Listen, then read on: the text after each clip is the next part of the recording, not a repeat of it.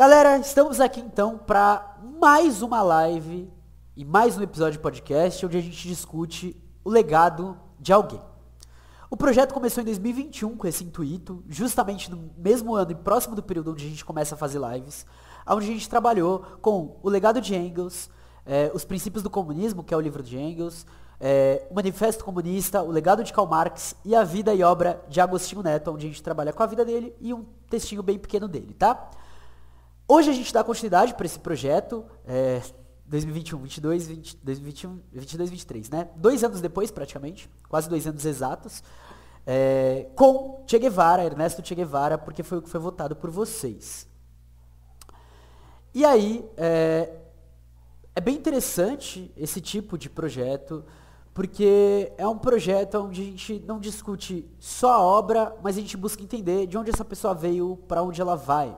Portanto, agora, a dificuldade de contar do cara de humanas, exatamente, esse é um dos problemas. Então, pra galera que estiver ouvindo isso daí posteriormente no podcast, começa a colar nas lives. Após essa fase de leitura, a gente vai trocar um pouco de ideia aqui com a galera da live. Então é uma coisa bem interessante vocês colarem com a gente também. Ouvir na íntegra, ouvir de uma forma diferente, ver a gente encenando aqui, né? Porque a gente também tá fazendo movimentos, a gente tá falando. E também pra rolar uma troca com mais pessoas que estão aí, tá bom? Então, antes de tudo, queria ir para os recadinhos, que são recados muito importantes aí para você que está acompanhando a gente. Primeiro de tudo, não se esqueçam de seguir nas redes, @morcego_, Marcos_, para ficar atento com tudo que tá rolando, para ouvir para receber os links, os horários de tudo que vai estar rolando, tá bom? Também lembrar que, pra galera da live, nós temos o podcast, que se chama Caverna do Morcego, mas para a galera que estiver aí, nos acompanhando pelo podcast, que nós temos o sistema de lives. A gente faz live principalmente na Twitch, em twitch.tv/cavernamorcego, mas também no nosso canal do YouTube, youtube.com/live/c/lives Caverna do Morcego, alguma coisa assim. Pesquisa lá Caverna do Morcego Marx, vai aparecer alguma coisa da gente, tá bom? Também queria lembrar vocês para acompanhar a Autonomia Literária, irem lá no cupom #Morcego na Autonomia. Importante lembrar que esse mês saiu um livro, assim, fantástico, tá? Que é um livro sobre a história das polícias no Brasil. É a primeira vez que eu vejo isso daí sendo sistematizado para a realidade brasileira, então é uma coisa muito importante. Curte nossos projetos, não se esqueça de apoiar a gente tanto no apoia.se/cavernamorcego, quanto no Pix, podcastmorcego@gmail.com, que estará passando aqui embaixo durante a live. E pra galera do podcast, isso daí tá tudo na descrição, então se aventurem aí, tá? Esse episódio vai ser um pouco depois da gravação, alguns dias depois, mas é isso, tá tudo certo. É muito estranho, realmente, a história da cultura suína no Brasil.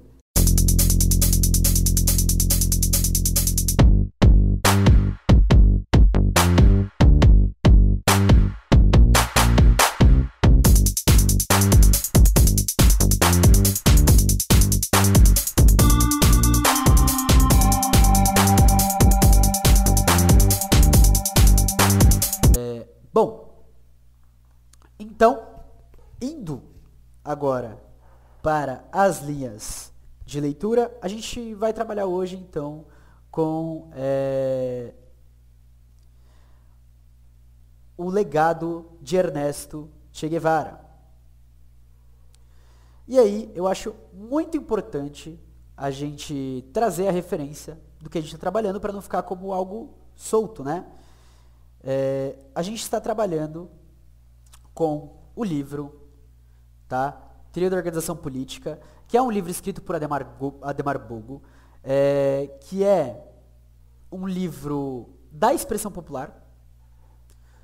Cadê? Deixa eu ver, não sei se vai aparecer aqui para vocês. A expressão popular. E esse daqui é o volume 2 do livro, tá? Esse daqui é o volume 2 do livro. Ele tem um volume 1, que é de onde a gente tirou Marx e Engels, e agora a gente traz então esse volume 2. Eu estou abrindo aqui então as páginas de O Legado de Ernesto Che Guevara. Infelizmente eu não consegui ele em PDF, para também disponibilizar para vocês. Porém, eu acho importante que todo mundo tenha acesso ao livro, então aproveitem para ir lá no site da Expressão Popular e procurar esse livro. É um livro que esgota muito rápido. Muito rápido. Eu já tirei essa pessoa que estava aparecendo aqui, porque ela apareceu no YouTube primeiro, perguntando, né, Che Guevara era racista, eu já bloqueei do YouTube e agora eu bloqueei da Twitch também, pra gente não ter mais essa galera incomodando, né, até porque chegou me mandando boa tarde, meu amigo, seu Madruga, e aí, enfim, ninguém aguenta, né. De novo. Se pá, eu tenho esse no acervo. Boa, camarada. Se você achar, então, manda o link aqui no chat. Eu tô com o celular aberto, também consigo já salvar para depois subir. Então, vamos lá. Falando sobre Che Guevara, né? Eu vou tentar ser bem sucinto para não ficar enrolando tanto aqui. Ernesto Guevara de la Serna, conhecido mais tarde como Che, nasceu em 14 de junho, recentemente, por isso a gente estava falando do Ernesto recentemente, de 1928. Olha, já fazem quase 100 anos de Che Guevara, tá? Quase 100 anos. Na cidade de Rosário, lá na Argentina. Eu sempre confundo o país que ele nasceu, tá aí, a Argentina, tá? Filho de Ernesto Guevara Lynch e de Célia de la Serna. Era o mais velho de 5 irmãos. Geminiano, como nos lembra Nar Caroline. Seus pais eram, de início, médio produtores de erva mate, então trabalhavam ali no campo, na província de Misiones, para onde se dirigiram logo após o casamento que foi feito um ano antes do nascimento de Che Guevara, lá em Buenos Aires. Em maio de 1930, quando Che tinha 2 anos de idade, Célia levou-o para tomar banho em um clube da cidade. Mas o dia estava frio e ventava muito. E na volta para casa, Che começou a tossir e o médico detectou asma crônica. Então a gente tem aí grandes nomes revolucionários, todos com problemas de saúde desde cedo. Che, eu não lembro se o Fanon chegou a ter, mas o Mariátegui teve, a Rosa Luxemburgo teve, o Gramsci teve, e todos de uma época muito próxima. Assim, loucura, né? Loucura. Como a região onde Che nasceu era muito úmida, os pais foram aconselhados a se mudar. Foram então para Buenos Aires, onde morava a mãe do pai de Che, a avó dele, né, por parte de pai, de Ernesto Lynch, que se chamava Dona Isabel, e a irmã Beatriz. Estamos conhecendo a família toda de Che Guevara. A mudança não ajudou nada na saúde de Che e a família teve que começar uma longa peregrinação. Descobriram-se que, perto de Córdoba, havia um lugar de águas térmicas, para onde iam os tuberculosos para aliviar do sofrimento. Então, surge aí essa alternativa. Viajaram para Alta Garcia, imaginando que iam ficar só alguns meses. Porém, passaram ali 11 anos. O clima fez bem para o menino, que passeava pelas montanhas com a mãe e os 4 irmãos. Então, o desenvolvimento físico do Che estava comprometido pelas deficiências de saúde. Ele crescia pouco, tinha a pele pálida, os cabelos escuros, estavam sempre despenteados, davam-lhe uma aparência ainda pior. Era retraído, o rosto sempre cansado e abatido, transmitia um sentimento de pena e dor. Só teve um surto de crescimento aos 16 anos, conforme a informação de John Lee Anderson. E olha só, camarada Johnny nos trouxe uma informação quentíssima. Chegou agora aqui no nosso fone, curiosidade. Che, na verdade, era taurino, ele nasceu um mês antes, dia 14 de maio. Que loucura, porque acontece a mesma confusão com o Clóvis Moura. Eu ainda não sei a data exata do nascimento dele. Mas a editora Dandara, por exemplo, estava publicando que era esse mês. Porém, tem registros que indicam que é só em julho. Tipo assim, é a primeira coisa que o John Lee Anderson apresenta no livro dele. Tá aí, ó. Então é isso, breaking news. Breaking news. Acabamos de ser recebidos com informações chocantes. Enfim, eu não manjo de signo, não sei se é melhor ou se é pior, mas beleza. Como ele tinha muita asma, ele não ia para a escola regularmente, e por isso a mãe dele ensinou ele a ler e a escrever. Isso fez com que ele tivesse um apego a ela, já que desempenhava vários papéis, mãe, professora e enfermeira. Ela aproveitava para ensinar a ele filosofia, poesia e francês. Os irmãos traziam da escola os deveres que ele, com a ajuda da mãe, fazia em casa. Todos os signos são bons aos olhos de Deus. Ele teve o hábito de ler muito, o pai o ensinou a jogar xadrez, mas quando ele se descuidava, ele praticava esportes como futebol, tênis de mesa e golfe. Também andava a cavalo, nadava em represas e fazia muitas caminhadas pelas colinas. Ou seja, o bicho fazia simplesmente tudo. Olha que doideira. Lia, aprendeu francês, poesia, xadrez,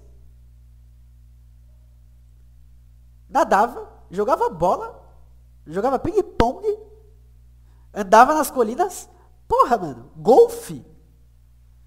Que loucura é essa? Self-made. Que loucura. Mano, olha isso. Ele teve... Mano, que loucura. Aos 9 anos, porém, as autoridades do ensino... Golfe achei forçado. Golfe é realmente forçado. Mas as autoridades de ensino, viva a educação pública... Deixa eu tirar esse apoia-se da tela rapidão e colocar o legado de Che Guevara. As autoridades públicas chegaram e falaram: opa, o Che precisa ir para a escola diariamente. E ele foi obrigado a começar a ir para a escola diariamente. Assim diminuiu seu tempo livre para brincar. Eu creio então que ele não fazia nada bem, já que isso só aconteceu com 9 anos. Tipo assim, ele era realmente uma criança fazendo várias coisas, tá ligado? Escola é prisão. E mais breaking news. A mãe do Che já estava grávida de 3 meses quando ela se casou com o pai dele, então falsificaram a certidão dele para esconder a gravidez antes do casamento. Caralho, só breaking news, hein? Destacou-se em História, Matemática, Licenciatura, Geografia e não se interessava por desenho, educação física, música e dança. Ó, a gente tá recebendo só fofocas aqui, tá? Só fofocas. Boa tarde, Lipedi. Seja bem-vindo, camarada. Tudo bem, tudo suave, tudo na paz, tudo de boa? E aí começa, então, a formação das ideias revolucionárias. De acordo com Ademar Bogo, Che adquiriu esse espírito de rebeldia da mãe e aprendeu a não temer os perigos. O cara ainda era corajoso. Porra. Fumava em público, foi quem usou pela primeira vez calças compridas na cidadezinha onde moravam e aprendeu a dirigir ela fumava em público, ela usava calças compridas e aprendeu a dirigir quando isso era inadmissível para uma mulher. Interessante. Para impor o hábito da merenda escolar, criou por conta própria a xícara de leite, a fim de que as crianças mais pobres não ficassem sem comer. Em pouco tempo, a Secretaria de Ensino do município adotou a ideia. Caralho, agora eu entendi porque o Che, né? Tipo assim, a professora dele, que foi a mãe, era pica. Simplesmente. A Guerra Civil Espanhola, de 36 a 39, teve uma influência na formação de sua consciência. Agora, será que ele voltou a falar de Che? Isso daí ficou meio confuso aqui, pelo menos para mim. A partir de 38, começaram a chegar em Alta Garcia pessoas exiladas da Espanha. E as crianças passaram a conviver e a trocar experiências sobre a guerra, como se fosse algo familiar. O seu tio, então a gente está falando de Che, Caetano Córdoba Iturburu, que era poeta, jornalista de ideologia comunista, olha os comunistas aí, estava na Espanha cobrindo a guerra para o jornal Crítica de Buenos Aires. De lá ele enviava cartas que eram lidas em voz alta para toda a família. Seus pais e amigos formaram um comitê de ajuda aos flagelados da guerra. Caralho, da hora.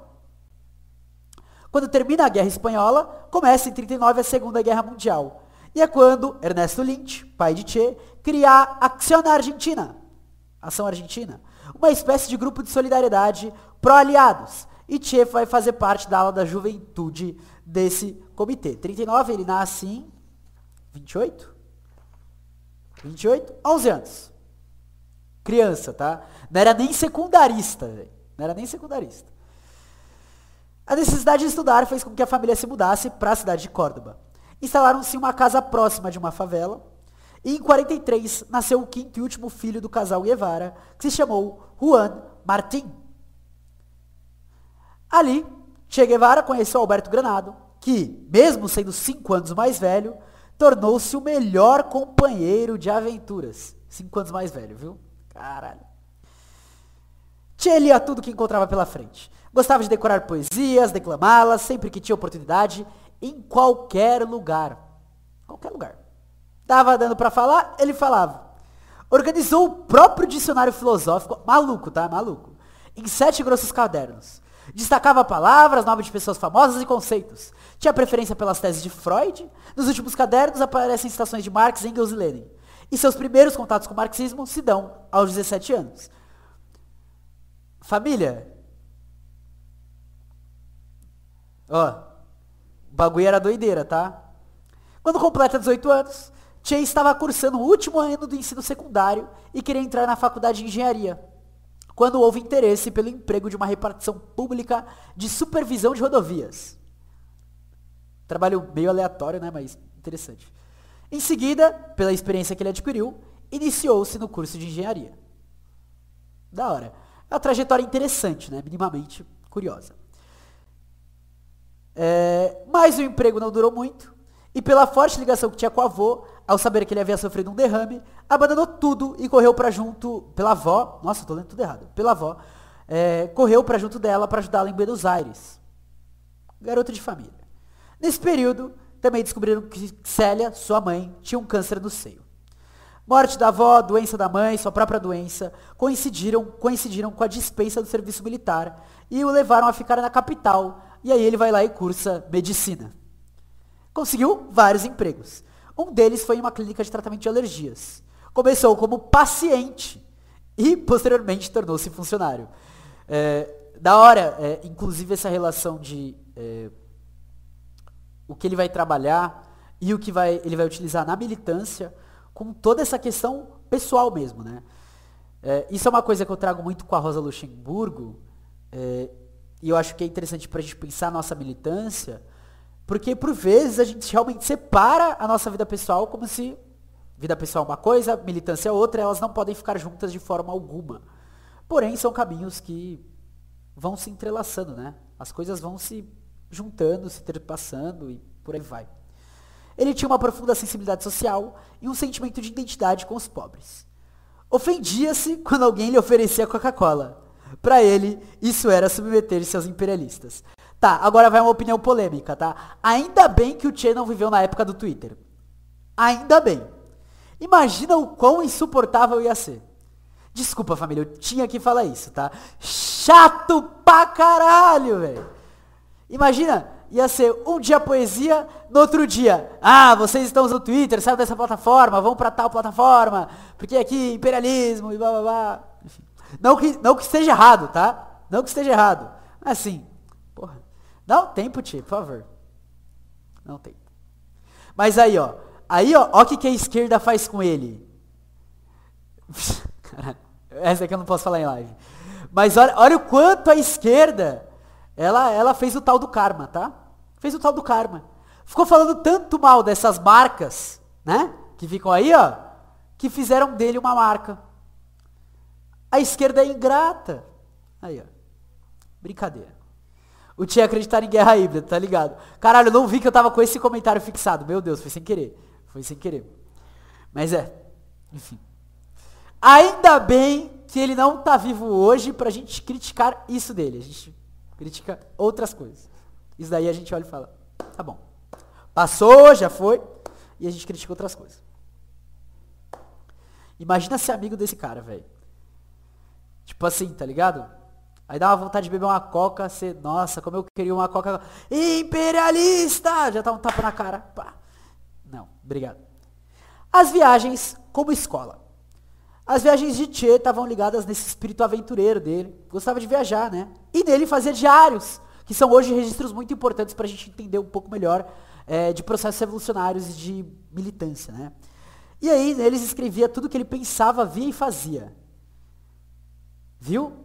Essa é pra quem olha e fala, não sei o que, não precisa escrever seus sentimentos e tal, não sei o que. Escreve, porra, vai que um dia ficar útil isso daí pra nós, mano. Escreve mesmo.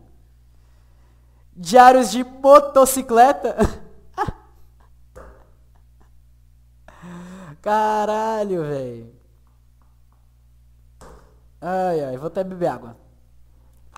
E aí, as primeiras aventuras ele realizou próximo da casa dele. Portanto, no interior do próprio país. Sua primeira viagem para o interior da Argentina foi em 1950. Olha que loucura, tá? Primeira viagem dele, 10, 20, 22 anos. 22 anos. Primeira viagem dele. Tipo, né? Viagem, sem ser essas mudanças que ele precisou fazer. De bicicleta. Diários de bicicleta. Ia curtir só bebida feita pelo MST. Os licores do MST são fodas, tá? Isso daí eu vou ter que defender o Che. E bicicleta. Viajava de bicicleta. O garoto, atleta. E nisso ele ainda cursava o terceiro ano de medicina. Quando ele volta para cursar o 4º ano, depois de ter viajado 12 estados e um percurso de 4.000 quilômetros, ele refletiu o que tinha visto ao longo da viagem. Cara, ele viajou 4.000 quilômetros de bike? Família do céu. Aí o PDF pra quem quiser, família. Caralho. Eu vou salvar e depois eu subo lá no Mega, tá? Caralho, velho. Eu tô me sentindo muito sedentário agora. Tipo assim. Sei lá. Muito. Ele sentiu que o país era bem diferente do que aquele que a classe dominante divulgava para sua propaganda. Por isso fez amizade com leprosos, detentos, mendigos, viu a concentração de terra de onde saíram as pessoas que habitavam as periferias da cidade e como se originava a fome. Conheceu o povo. Não que ele não fizesse parte, né? Ele aparentemente era de uma classe média bem momentos bons e momentos ruins, né? Essa classe média não tão baixa, mas essa que está sempre da volatilidade, mas tudo bem. E aí ele decidiu recomeçar as viagens. Com uma carteira de enfermeiro, expedida pelo Ministério da Saúde, candidatou-se para acompanhar um navio estatal de petróleo. Caralho.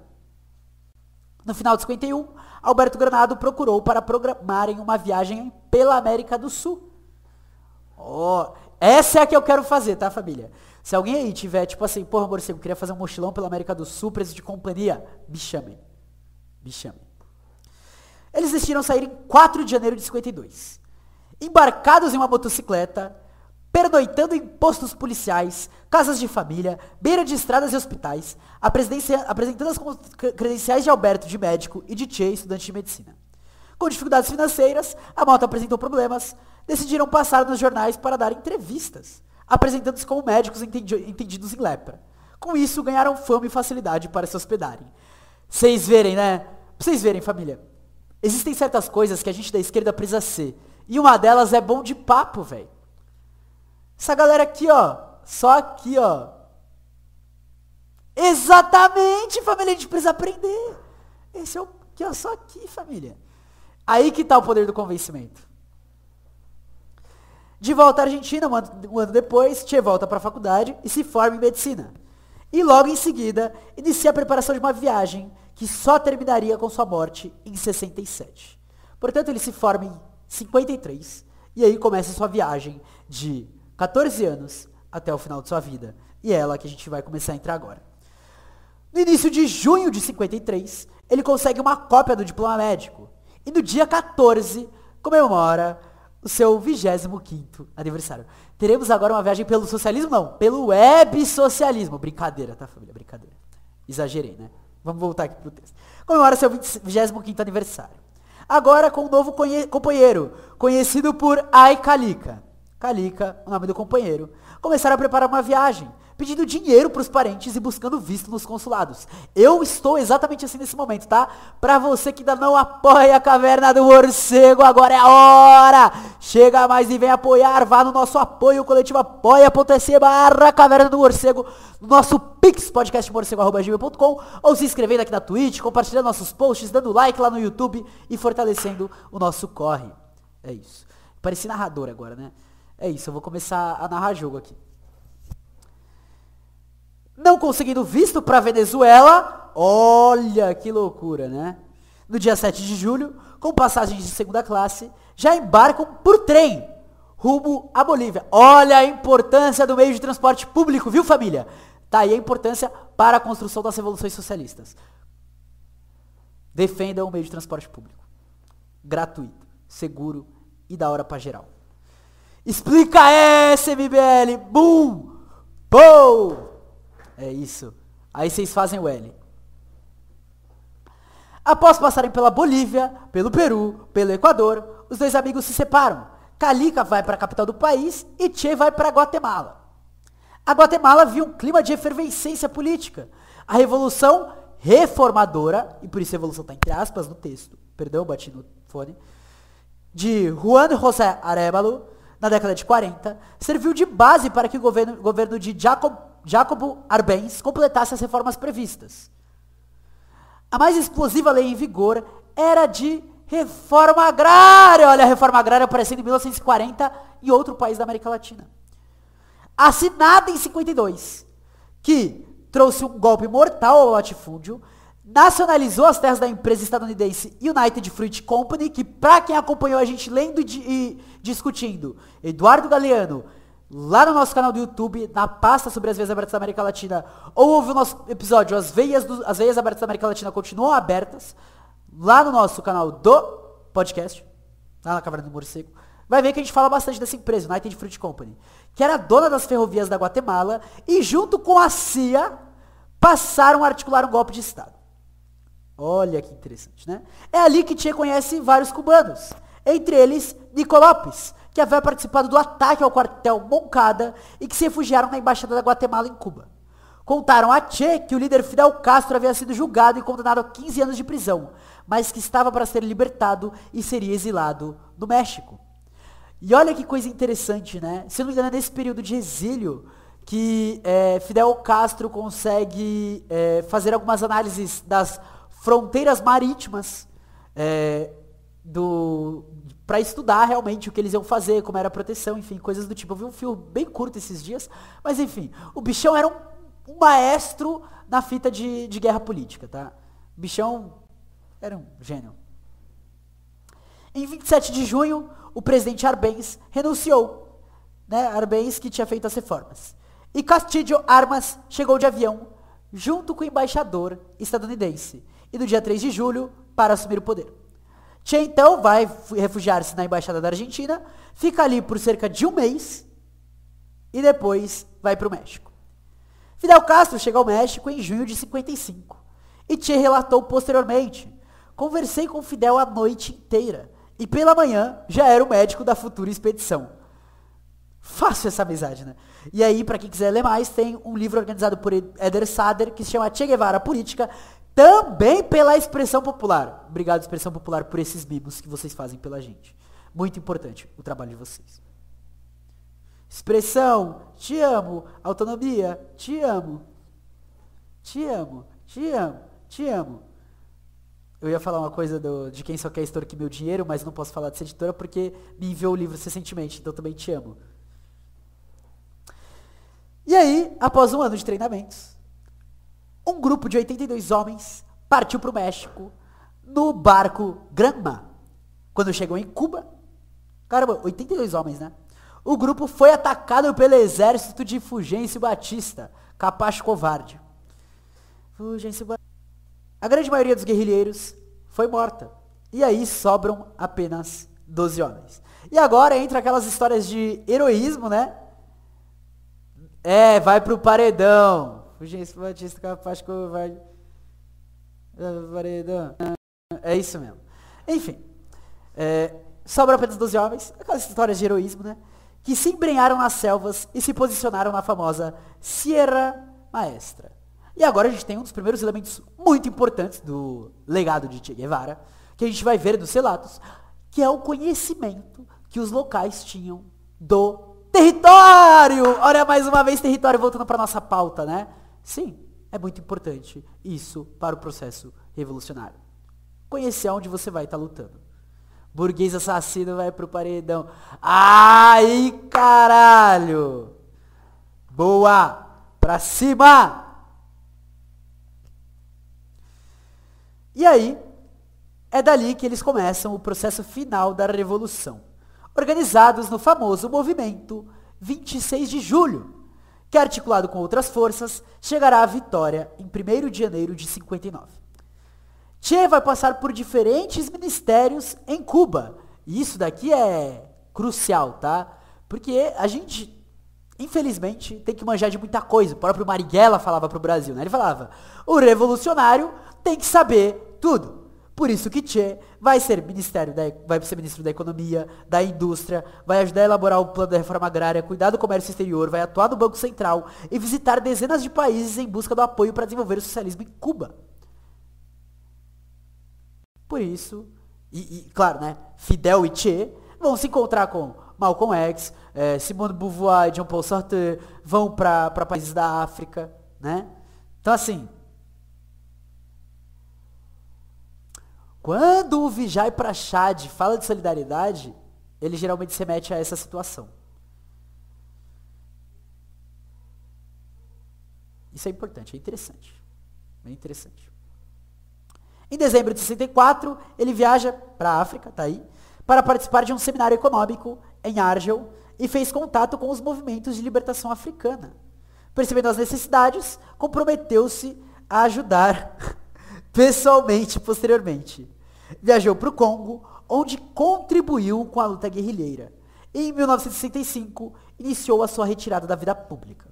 Então, tá aí, exemplos de luta. Aproveitando que vieram perguntar aqui, né? Ah, Tchê era racista?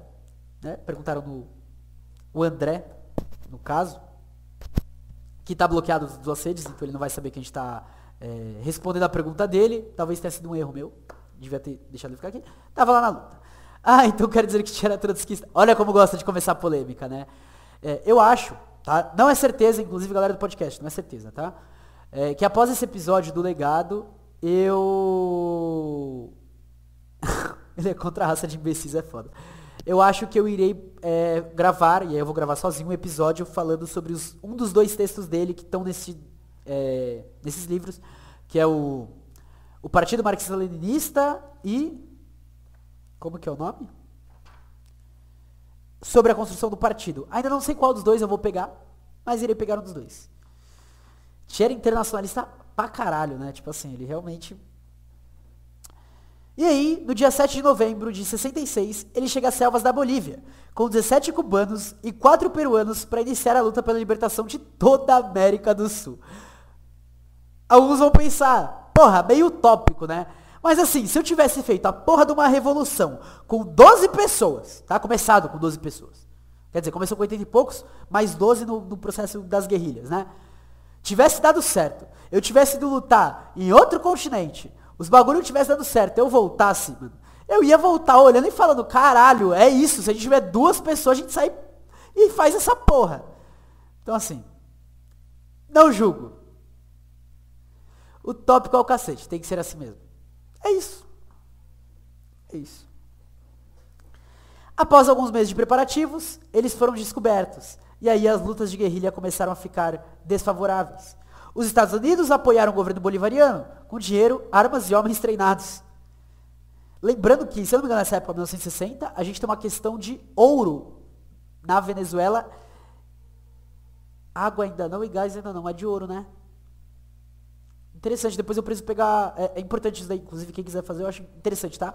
Mas o próprio Eduardo Galeano, ele já separa meio que em fases e lê os escritos dele sobre a Bolívia para entender qual era, se estava acontecendo alguma outra disputa, neste momento agora, para receber esse dinheiro dos Estados Unidos. Além das guerrilhas, é claro que para os Estados Unidos já era uma ofensa do caralho, mas geralmente tem outro motivo atrelado com esse motivo. Eu vou marcar aqui, tá? O que estava rolando? Bem informal mesmo. Rolando. Na Bolívia. Durante este período. E um ponto de interrogação. 3 pontos de interrogação. A luta foi até o dia 8 de outubro de 67, quando à tarde Tchê caiu ferido, foi preso e levado para uma pequena escola de paredes de barro, em La Higuera, no meio da selva. À noite, foi deitado no chão, com a perna direita ferida em combate, sangrando e com os braços amarrados atrás das costas. Por volta das 1h10 do dia 9 de outubro, após o exército boliviano ter executado 2 guerrilheiros presos, chegou a vez de Tchê. Conta nos registros do exército que um cubano naturalizado estadunidense, Rodrigues, enviado para coordenar a captura de Tchê, relata que, desculpando-se pouco antes da execução por não poder fazer nada, perguntou a Tchê se não queria mandar algumas mensagens para a família. Tranquilamente, Tchê respondeu: diga a Fidel que ele logo verá uma revolução triunfante na América, e diga à minha mulher que se case de novo e tente ser feliz. Logo em seguida, ele foi executado com 39 anos de idade. É impressionante como a gente perde revolucionários muito cedo, né?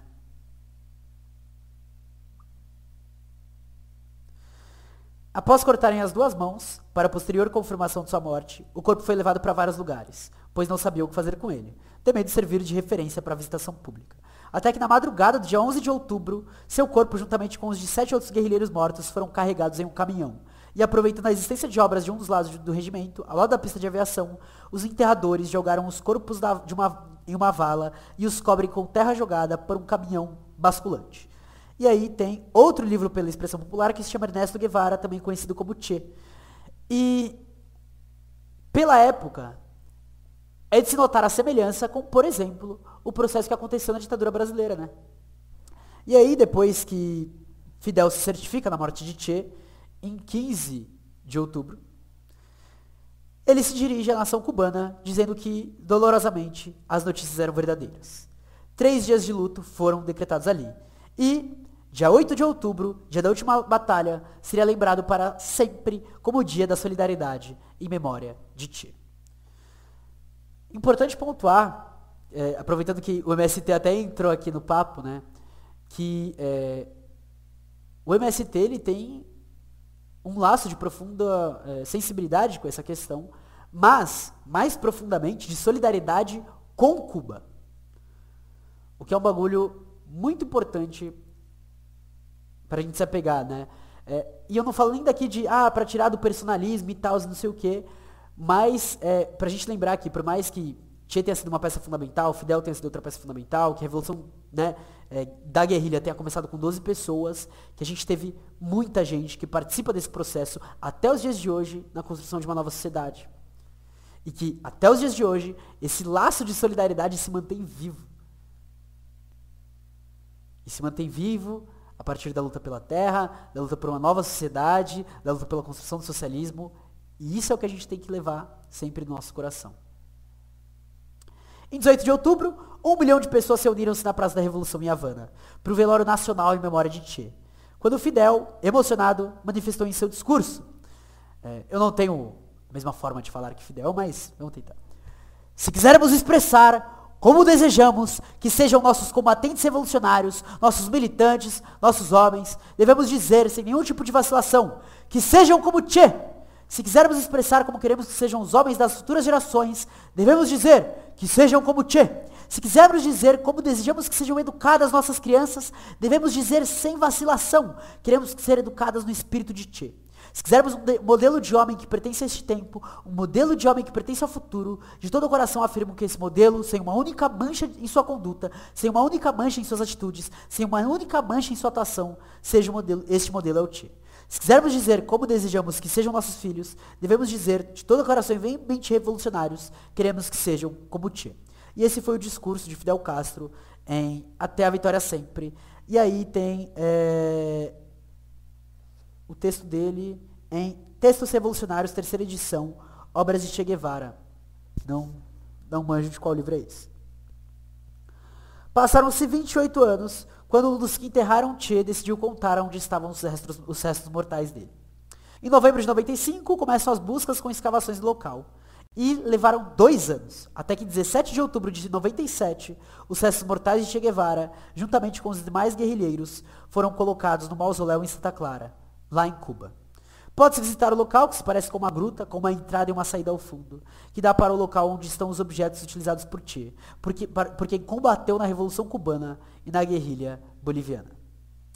Che está em destaque entre os 38 guerrilheiros por se tratar do comandante. Cada um é identificado com um nome e uma fotografia. O local, assim preparado propositalmente, simboliza que os guerrilheiros estão apenas descansando por um momento, mas logo em seguida seguirão em frente com outros povos na luta pela libertação. Isso é foda, tá?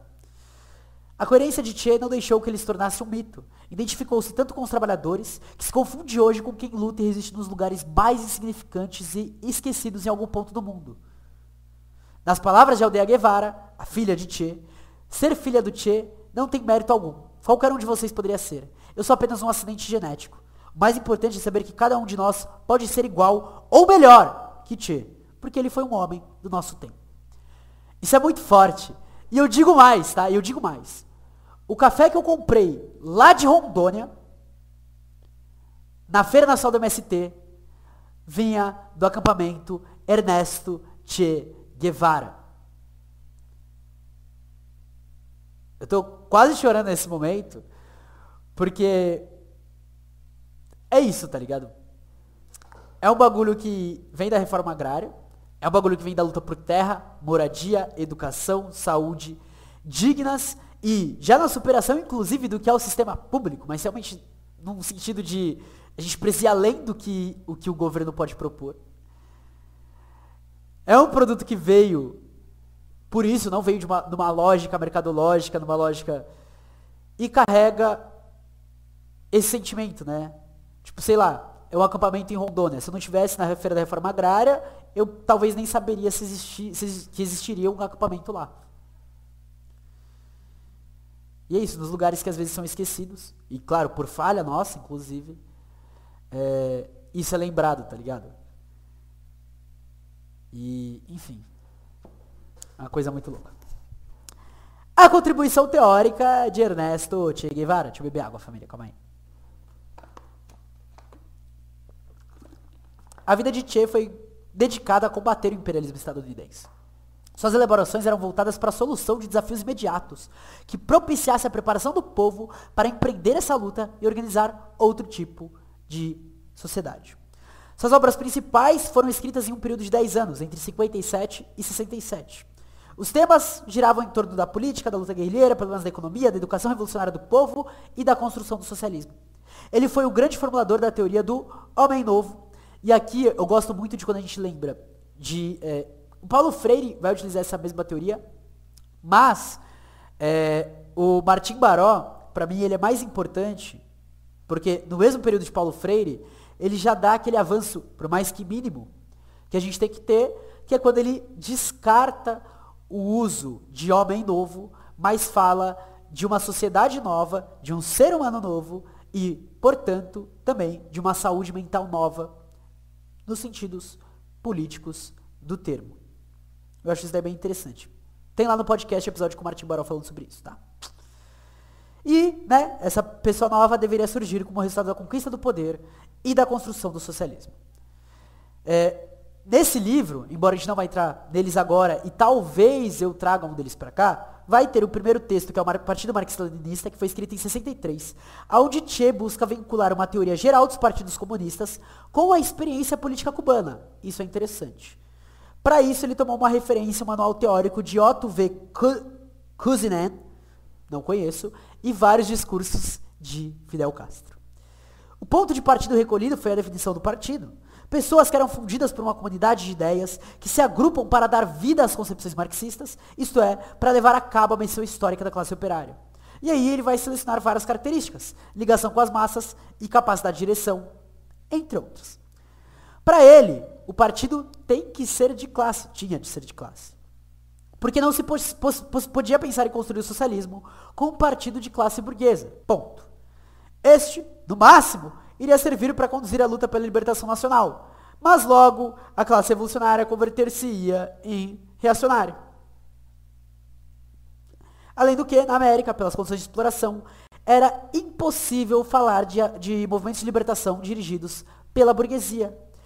E aqui ele reafirma a análise de nosso grande querido José Carlos Mariátegui, que, como está presente nessa coletânea, um dia irá ser palco da gente contar um pouco a história dele aqui.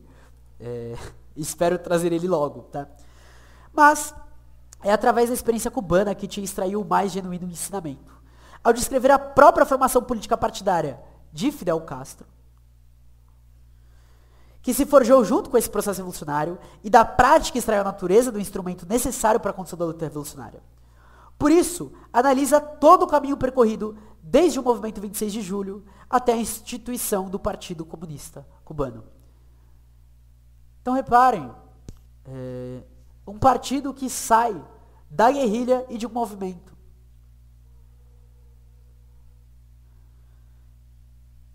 Detalhe, nessa época ele ainda não tinha ido para o continente africano, né?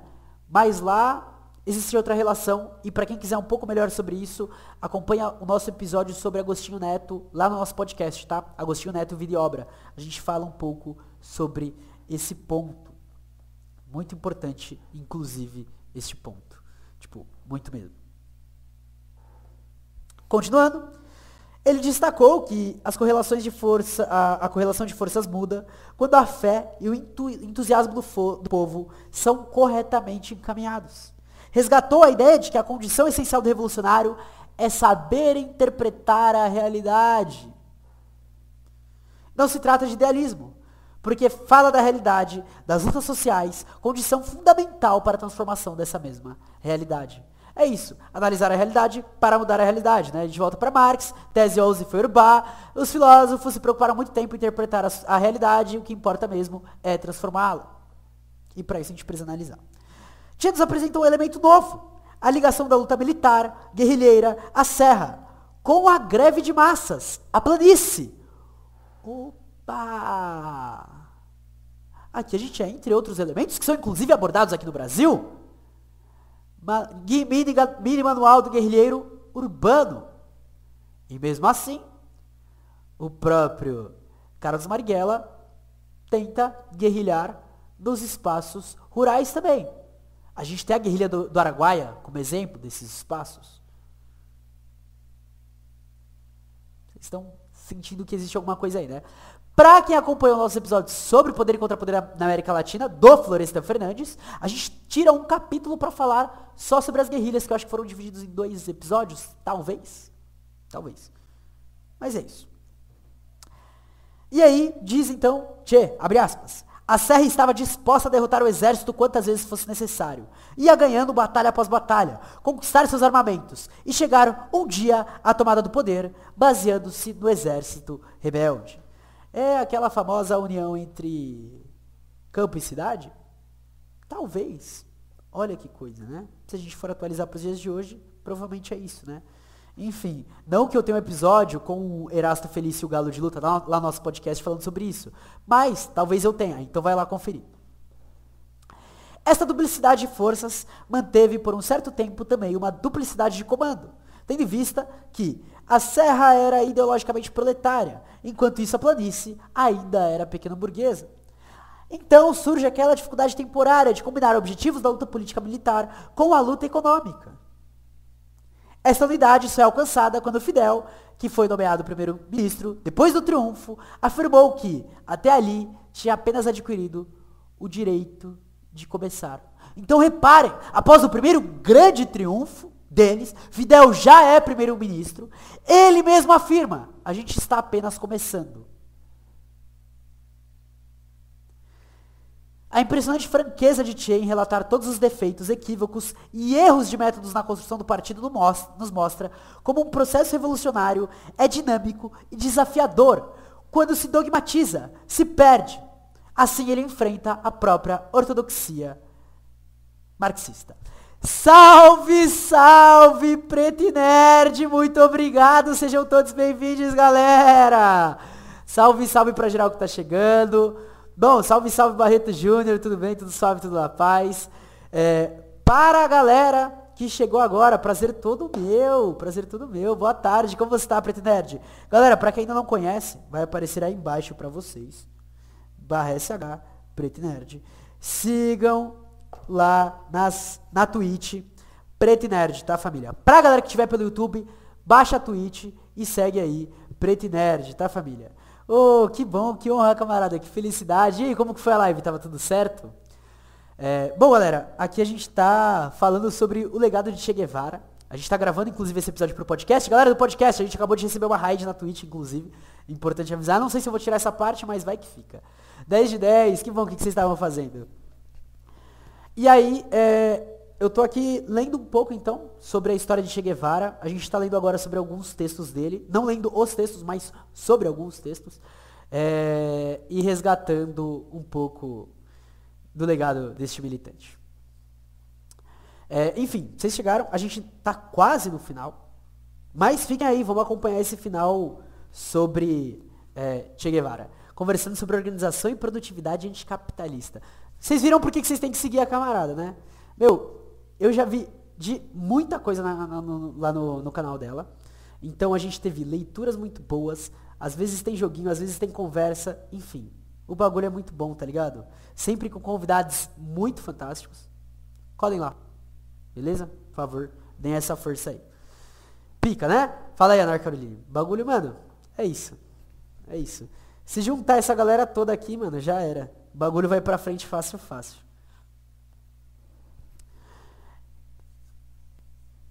Tamo junto, camarada. Continuando aqui então, galera. E muito obrigado pra galera que tá seguindo também. Tamo junto. Para Che, o Partido do Futuro, ele deveria ser de quadros e estreitamente ligado às massas, absorvendo delas as ideias e devolvendo-as como diretrizes. É uma ideia interessante, a gente não vai se aprofundar aqui nessa ideia. Tem alguns contrapontos, mas é uma ideia. Porém, esses quadros, para ele, teriam que ser de fato superiores.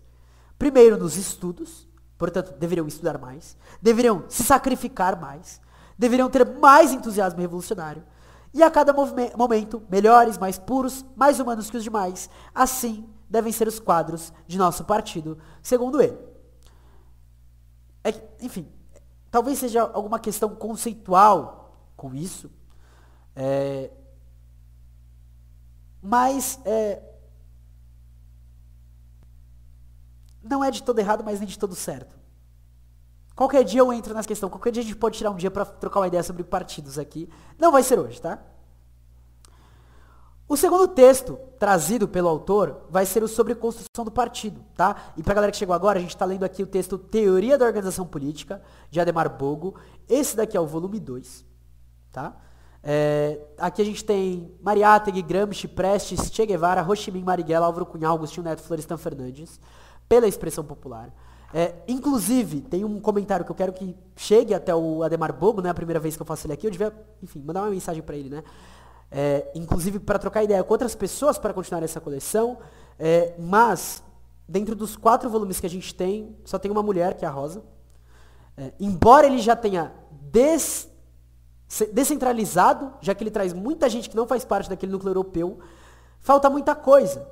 E esses são textos muito didáticos e coisas simples que poderiam ajudar bastante a gente na dispersão do conteúdo revolucionário sem perder a profundidade, tá ligado? As coisas que eu li quando eu estava lendo esses textos me ajudaram muito em muita coisa. E eu acho que seria interessante a gente ter, então, esse passo, né? Então, trazer Angela Davis, trazer coisas sobre as Panteras Negras, sobre ZLN, Confederalismo Democrático, que é uma coisa que a gente já tem em algumas questões, mas, por exemplo, na Adélia Gonzalez, eu tenho a biografia dela, do Alex Hatz, e eu não lembro quem faz com ele o livro, mas é uma biografia que aí, por exemplo, para fazer uma live assim, eu teria que compilar. E muitas vezes eu não tenho tempo de fazer isso, que é um dos motivos pelo qual eu ainda não trouxe ela da forma que eu quero trazer ela aqui. Espero que nas férias eu tenha esse tempo. Mas uma biografia assim, velho, tipo assim, ajuda muito, muito do bagulho. Então, trazer a galera que manja dessas pessoas para, mano, fazer essas coisas mais sucintas, trazer textos e a gente trazer mais de expressão da teoria revolucionária. E dar esse salve também para a expressão popular. Expressão, bora fazer esse corre. Vai ajudar bastante a militância, tá? Confio em vocês. Então, o segundo texto, que é sobre a construção do partido, é um discurso que é feito por uma assembleia de operários de uma indústria têxtil. Isso é pica também. E aí ele vai demonstrar aos operários que estavam acontecendo mudanças significativas nas formas de escolher os representantes do partido. Tem uma nota de rodapé que explica melhor isso, mas não cabe para o que a gente está falando hoje. E aí, abre aspas. As massas decidem, em primeira instância, quem são os trabalhadores exemplares propostos para o partido. O que é uma forma legal de ser feito. Sem nos aprofundarmos muito, fazíamos há pouco uma estatística. 197 companheiros foram reconhecidos como possuidores de todas as qualidades necessárias para integrar o Partido Unido da Revolução Socialista nesse centro de trabalho, onde existem mais de 3.000 operários. Desses 197 operários escolhidos para representar quase 4.000 operários, havia somente 5 mulheres. Questionamento feito pelo Ademar Bogo. Quais eram as causas? E aí o próprio Che aponta 2. Primeiro, as mulheres ainda não haviam se desprendido dos laços da tradição. A segunda, os homens, que eram qualificados como sexo forte, analisavam que as mulheres não estavam qualificadas. Ele vai utilizar uma frase que é: o proletariado não tem sexo, é o conjunto de todos os homens e mulheres que em todos os lugares do trabalho do país lutam consequentemente para obter o mesmo fim. Fecha aspas. Enfim, eu gosto aqui então de colocar para a galera ler sobre as instâncias de deliberação e de militância do Confederalismo Democrático lá em Rojava.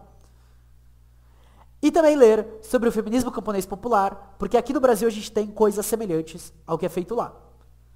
Onde vocês têm o estabelecimento de certas instâncias que buscam reverter na prática social como as coisas estão postas, e isso é interessante. Voltando para o texto, a condição para alguém ser dirigente é expor-se ao veredito das massas e ser o melhor entre os bons na construção do socialismo, cuidando para não se beneficiar mais do que o resto do povo, nem receber recompensas materiais pelo maior espírito do sacrifício empregado. Afinal, o objetivo que a gente alcança não é a honra, mas é um objetivo político. A tarefa do partido deveria ser a de levantar a bandeira do estímulo moral e dos que lutam sem esperar recompensas, a não ser o reconhecimento. Era fundamental criar uma nova consciência socialista, dentro da própria Revolução Socialista. Che, como Ho Chi Minh, destaca as qualidades do membro do partido: espírito de sacrifício, camaradagem, amor à pátria, espírito de ser vanguarda em cada momento de luta, condutor. Por exemplo, ser modesto, condutor sem alaridos, que sinta intimamente as novas verdades, que sinta com naturalidade aquilo que seja sacrifício para a maioria das pessoas e que seja para ele uma ação cotidiana. Para um revolucionário, o fato de não estar fazendo nenhum sacrifício é o verdadeiro sacrifício. Ele pinta um caráter de herói em certos momentos, né? Eu acho, ao mesmo tempo que cômico, interessante isso. Lembrando que ele trabalhou muito tempo com poemas, né? Eu acho isso daí bonito, não estou criticando, muito pelo contrário, tá? Para quem viu enquanto a gente lia Eduardo Galeano, traz uma beleza para o que está sendo trabalhado, muito boa.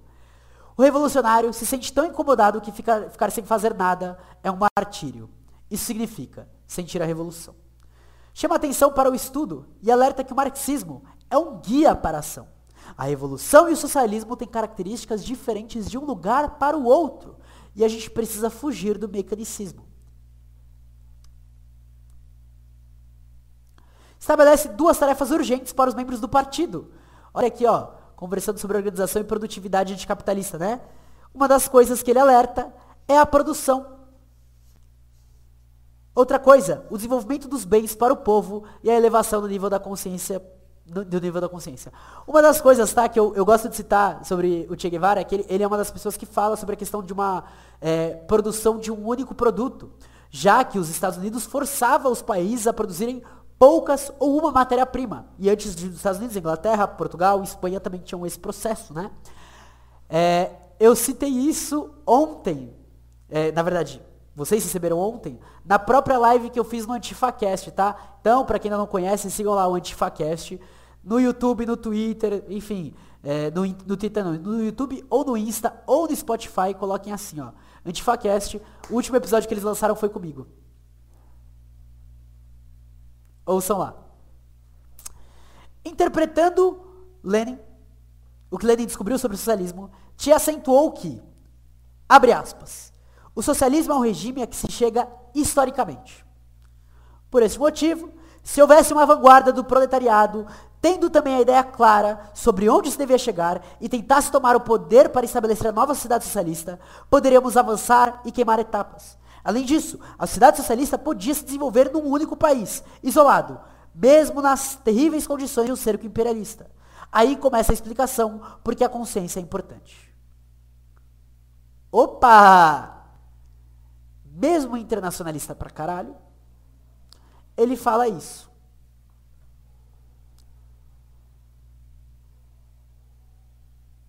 Tá no YouTube também e no Instagram, camarada. No YouTube e no Instagram, nas 2 plataformas. Mais o episódio, e no Spotify, é verdade. Mais o episódio, se não me engano, só tá no YouTube ou no Spotify. Porque no Insta eles só lançam os cortes. Eu acho que é isso.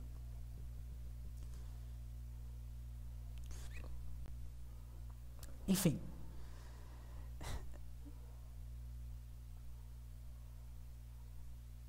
Ele falou bobajada, mas ao mesmo tempo, não.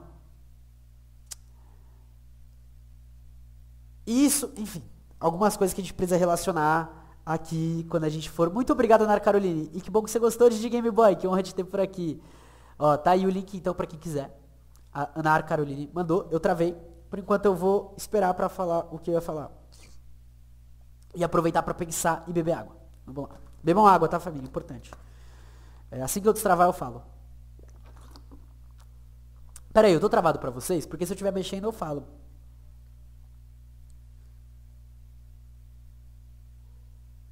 Destravei. É isso, foi. Tá liso, boa. Primeiro que a gente tem que entender o momento histórico do qual ele fala aquilo. Porque se ele estiver falando realmente no meio de uma eclosão social que só está acontecendo em Cuba, faria muito sentido ele falar isso, não num sentido necessariamente completo do termo, mas no sentido daquele de tipo assim, galera, vamos, dá pra gente fazer o bagulho. E existe um termo aqui, que é um termo que não tem uma concretude. E aí eu gosto muito de resgatar o Álvaro Garcia Lineira e o Florestan Fernandes, quando eles discutem o que é revolução, para definir isso, que é o socialismo. A gente tem alguns parâmetros, algumas ideias, mas,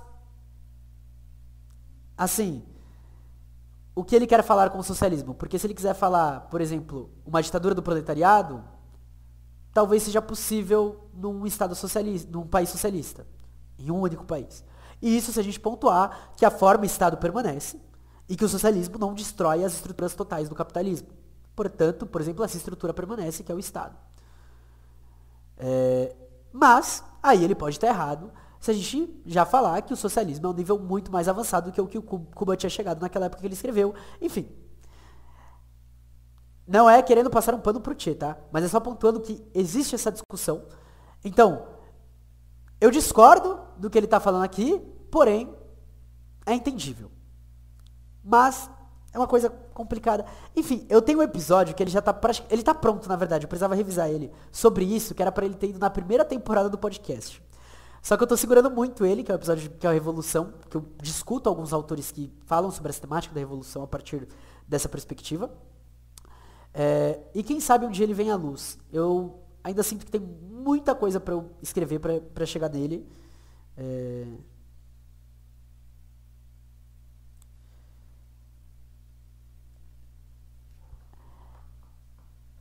Então, e aí a gente entra em outros pontos. Após a Revolução Russa, Lenin fala da construção do socialismo? Porque, se sim, como a gente teve uma economia socialista de guerra, não necessariamente foge dos termos usados por Marx e Lenin. Primeiro ponto. Segundo ponto, e é importante ressaltar isso, quando Marx fala sobre socialismo e sobre comunismo, eles simplesmente falam sobre associação e uma tentativa de desfiguração do modo de produção. Mas eles ainda não falam da superação disso. E, enfim, existem várias coisas que são questionadas, inclusive da própria construção da teoria de Marx e Lenin. Eles não são coisas imutáveis, o termo que eles utilizam não são imutáveis, e as categorias históricas às vezes se adaptam. Enfim, existem vários elementos aí que a gente pode pautar para questionar isso. Acho que é isso.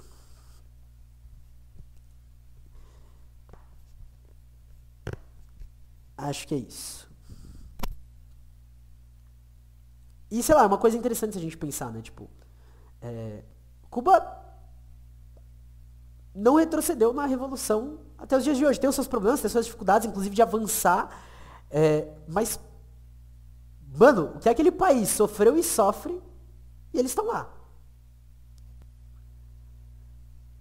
A gente pode realmente chegar e falar, porra, ainda falta muito pra gente realmente considerar o bagulho como um socialismo que tá arrumando pro comunismo e tal, não sei o quê.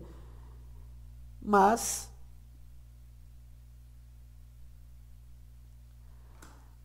aí eu te faço uma pergunta, ele fala isso sobre o socialismo ou sobre o comunismo? Tá? Porque, e é esse o ponto, e aí eu gosto muito, cadê o livro? Calma aí, só um minuto, família.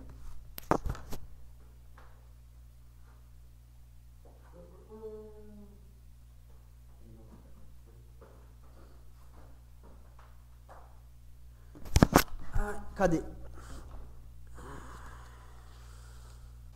Aqui. Em seus textos mais importantes publicados em vida, Marx se refere exclusivamente ao comunismo como uma sociedade de produtores livremente associados, que supera as contradições e injustiças da sociedade capitalista. E aí, como referência, a gente tem o Capital, volume 1, a Guerra Civil na França, também. São esses os livros principais que ele cita. É isso. A ideia do socialismo como um período social anterior... Não, fique em paz. Eu acho interessante porque é isso. A gente tem que discutir essas coisas. É bom que aí eu volto para esses textos também e é isso. É isso, a gente vai mudando o foco mesmo. E aí, a ideia do socialismo como um período social anterior ao comunismo é difundida principalmente por Engels. E aí a gente tem o Anti-Düring falando sobre isso. Mas, é claro que o Marx falava um pouco sobre isso quando ele faz a distinção entre revolução social e revolução política lá na miséria da filosofia. E aí ele fala da saída da sociedade capitalista para a fase superior da sociedade comunista, também em crítica ao programa de Gotha. Inclusive é um texto que eu preciso ler, ainda não tive atenção devida a isso. Cadê? Lenin então vai resgatar e desenvolver essa herança conceitual.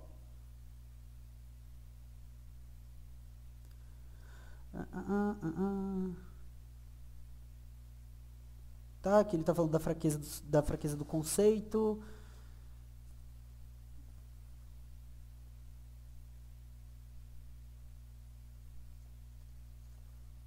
Cadê? Enfim, nossa, ele fala muita coisa.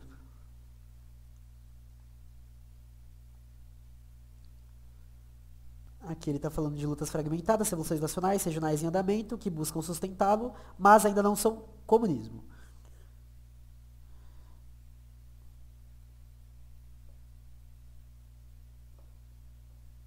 Então, essa é a fita. O Marx ele usa o termo fase inferior da sociedade comunista. Porém, ele não traz um aprofundamento, e até porque é impossível de se trazer isso, sendo que a única revolução mais próxima que ele tinha visto nesse sentido foi a Comuna de Paris, ele não tem como definir isso. Esta primeira fase, segundo Marx, que não é capitalismo nem comunismo em sua plenitude, mas a luta nua e crua entre capitalismo e comunismo, pode ser dado um nome provisório, mas necessariamente distinguível, socialismo ou socialismo comunitário, e por aí vai outros termos que ele usa. E aí entra a questão, como você diferencia o que é só uma revolta do que é um socialismo? O que é uma ruptura do que é um socialismo? Não tem. O que a gente sabe é, a União Soviética começa com uma luta por reformas, palavras de ordem mobilizadoras, de paz, pão, liberdade e terra. Num primeiro momento, inclusive, sem falar sobre comunismo ou socialismo. E aí a gente não volta para Lenin, mas a gente volta para as revoltas que começam em 84, 85, no resgate feito pela Rosa Luxemburgo da historiografia. Tá bom, a gente tá aqui... É justamente na conquista dessas necessidades ou modo de ação coletiva que a própria população não só se desencanta em sujeitos mobilizados, proletários, camponeses, plebeus, multidão, povo, mas além disso constrói nas caminhadas os meios para fazê-lo, assembleias, conselhos, sovietes comunas. E, a partir dessa experiência, vai propondo em uma cadeia de condicionantes, gradativamente mais radicais, novas medidas que modifiquem a natureza social da insurreição popular, até levar questões como poder de Estado, propriedade da riqueza, formas de gestão da riqueza. Esse potencial criativo de ação coletiva está simbolizado na frase "Toda greve esconde a hidra da revolução", frase do próprio Lenin no 7º Congresso Extraordinário do Partido Comunista, de 6 a 8 de março de 1918. Está presente nas obras escolhidas em 6 tomos. Mas isso não significa que cada greve se possa passar imediatamente a revolução. O próprio Lenin é contra essa fraseologia, no próprio Congresso ele fala isso. Significa que, sob determinadas circunstâncias de excepcional condensação de contradições, os grandes objetivos e as grandes lutas de classes surgem de demandas coletivas, pequenas e relativamente simples. 1917, greve geral.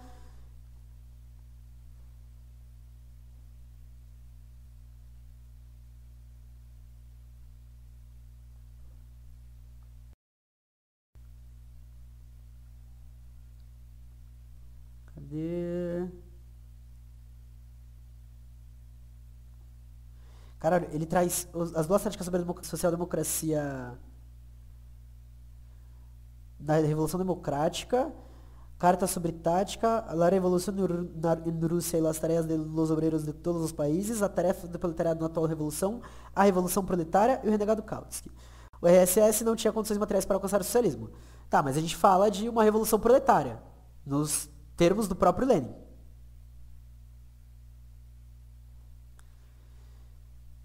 E uma revolução proletária que, como ele mesmo fala, dá passos ao socialismo.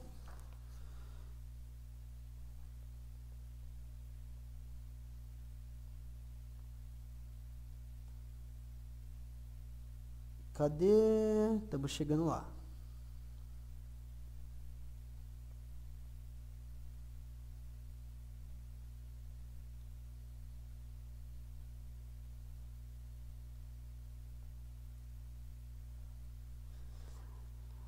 Aí ele entra na relação entre Revolução Democrática e Revolução Socialista. O próprio Lenin, isso no momento de defesa da Revolução. Revolução Democrática e Revolução Socialista. A primeira transforma-se na segunda, a segunda resolve de passagem os problemas da primeira, a segunda consolida a obra da primeira, a luta, e só a luta, determina até que ponto a segunda consegue ultrapassar a primeira. Portanto, ele fala justamente dessa imbricação. Agora eu estou usando o livro O que é uma Revolução, do Álvaro Garcia Linera.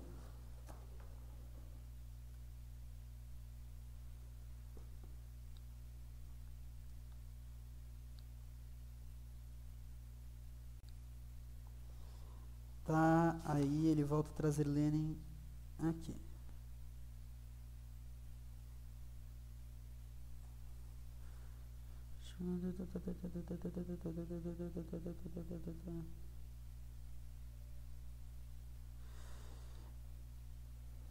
E aí, a gente tem, em 1918, a construção do comunismo de guerra. 1918. E aí é importante a gente entender o que é o termo comunismo de guerra, tá? É uma tentativa empenhada em transformar diretamente os métodos de regulação em um sistema de economia planejada de distribuição e produção. Ou seja, a partir desse comunismo de guerra, de uma forma econômica, você alterar, romper com o sistema e implementar um comunismo verdadeiro. Ou seja, uma medida que é implementada pelo próprio Lenin, falava-se sobre a passagem não para o socialismo, mas para o comunismo. Portanto, no mínimo, você tem, nas palavras de Bukharin, um aprofundamento das medidas socialistas. Isso no mínimo. Só acontecendo na União Soviética.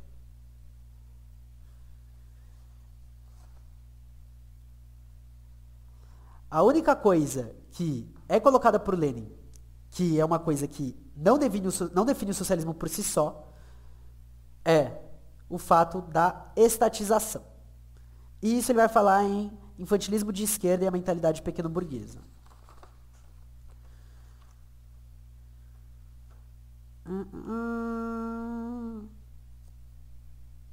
Cadê?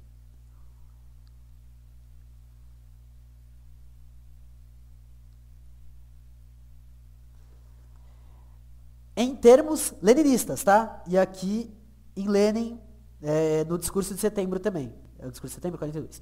O socialismo não é mais que o monopólio capitalista de Estado posto a serviço de todo o povo, e que, por isso, deixou de ser monopólio capitalista.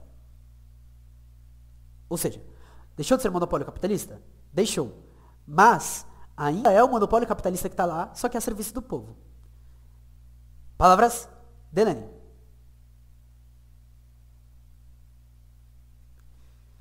Enfim. É basicamente isso. E agora vamos voltar pro Che Guevara. A gente está acabando já ele, na verdade. Essa explicação a deu olhando para a União Soviética, o Che Guevara, né? E também para a recente experiência cubana. Mal sabia que esse cerco obrigaria Cuba a sobreviver sob um terrível bloqueio dos Estados Unidos, já por quase meio século. Mas, de certa forma, os dois elementos apontados serviram de pilares para essa construção. a produção de bens e a consciência. No caso cubano, mais a consciência, pois poucas vezes se viu na história um povo fazer, por tanto tempo, conscientemente, tão grandes sacrifícios para garantir suas conquistas coletivas. E esse é um pouco do legado de Che Guevara com uma discussão do socialismo no meio, enfim, coisa pra caralho. Ficou até mais longo do que eu gostaria, mas eu gostei, foi bom. Preciso voltar nesse texto aqui e voltar nos textos de Lenin também. Preciso dar mais uma estudada. Eu reparei que eu tô muito fraco em certas coisas que eu deveria estar mais afiado, mas é importante. E Aleph, você mandou aqui sobre quais livros a gente está usando de base para essa live e falar também para o pessoal do podcast. Esses livros não estão disponíveis no Drive. Um deles eu, na verdade, vou conseguir colocar, mas a gente não tinha colocado, então eu só estava aqui lendo e falando um pouco sobre o legado de Che Guevara. Eu entrei numa discussão com o socialismo, aí eu uso o Álvaro Garcia Lineira, citando Lenin, mas esses livros ainda não estão disponíveis, em breve estarão, se tudo der certo, tá? Desculpa, expressão popular, eu sei que os 2 livros são seus, mas é isso, né? Acontece.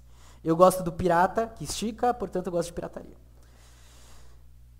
Bom, galera, perguntas, comentários, opiniões, coisas que vocês queiram falar. Eu vou dar tchau pra galera da live, tá? Mas fiquem aí.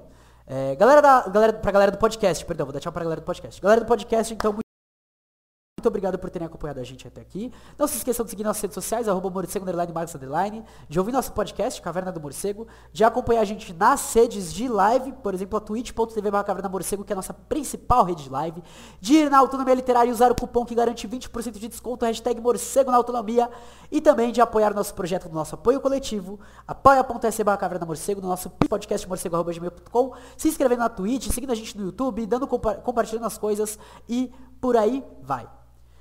Até mais, um grande beijo. Tchau, galera do podcast, galera da live, fica aí. Vou encerrar a live, calma lá. Encerrar o podcast, a live não. Calma lá, tô confundindo. Pronto, galera da live.